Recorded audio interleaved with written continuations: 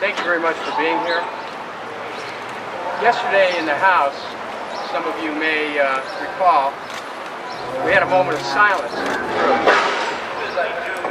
Today it is time to speak out on behalf of those troops who will be in Iraq for at least another year, courageously representing our nation while their commander-in-chief sent them on a mission that was based on falsehoods about the threat of WMDs from Iraq. Throughout the summer and the fall of 2002, the Congress, the media, and the American people heard the terrifying drumbeat of fear from the Bush White House in the form of loud, well-advertised, and orchestrated chanting by the President and his administration about weapons of mass destruction, nuclear threats, biological weapons, chemical weapons, threats of an imminent attack, all calculated to gain media attention, public support, and congressional support for a war against Iraq. This afternoon I will introduce a single article of impeachment of the President. The article is entitled, "Deceiving Congress with Fabricated Threats of Iraq WMDs to Fraudulently Obtain Support for an Authorization of the Use of Military Force Against Iraq." The impeachment resolution focuses narrowly on what the President presented to Congress in the authorization of the use of military force. It does not address the voluminous evidence of orchestrated deceptions which have been well documented by various governmental, non-governmental, and media sources.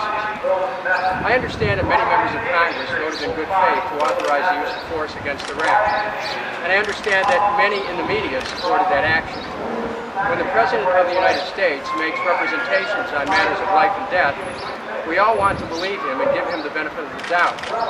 Truth is the glue which holds the fabric of our nation together. Those in Congress and in the media who acted on the President's representations of the threat of Iraq WMDs did so trusting that those representations were honest. Unfortunately, they were not.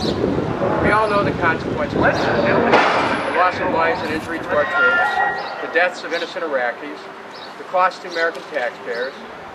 There's been another consequence: great damage to our Constitution through an unnecessary, illegal war and through the destruction of the superior role of Congress in the life of the Congress must, in the name of the American people, use the one remedy which the founders provided for an executive who gravely abused his power: impeachment.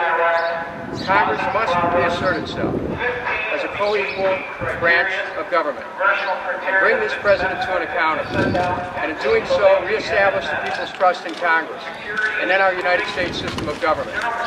We must not let this President's conduct go unchallenged and thereby create a precedent which undermines the Constitution. In the final analysis, this is about our Constitution and whether a President can be held accountable for his actions and his deceptions, especially when the effects of those actions have been so calamitous for America, Iraq, and the world. Unless Congress reasserts itself as the powerful branch of government which the founders intended, our experiment with a Republican form of government may be nearing an end. But when Congress acts to hold this President accountable, it will be redeeming the faith that founders had in the power of a system of checks and balances which preserves our republic. At this point, I'd be glad to answer any questions. I think that with this beginning today, when I go to the floor of the House with this privilege resolution and take about 40 to 45 minutes to read it, in going over all of the details that Iraq did not have weapons of mass destruction, was not involved with Al-Qaeda and 9/11, had nothing to do with 9/11, was not planning an attack in the United States, did not have biological and chemical weapons that they were planning on using against the United States. And, when you look at how this presentation on the floor will debunk the major claims that the administration made to take us into war, then you go back to what must be done about it. So that's a separate question. Presenting it, we've already heard that there might be an opportunity to move forward. That's a positive expression. I am going to continue. I will continue to raise this question about accountability. If we have men and women who are in harm's way right now because the President of the United States sent them there in his role as Commander-in-Chief based on something less than the truth, then we have an obligation to those soldiers, We have an obligation to their family. We have an obligation to the American people.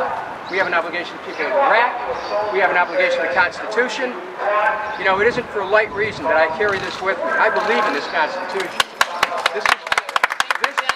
This Constitution is not only about our past, it's about our present and our journey to the future. And so this Constitution is what the President of the United States takes an oath to defend. He takes an oath to uphold the law.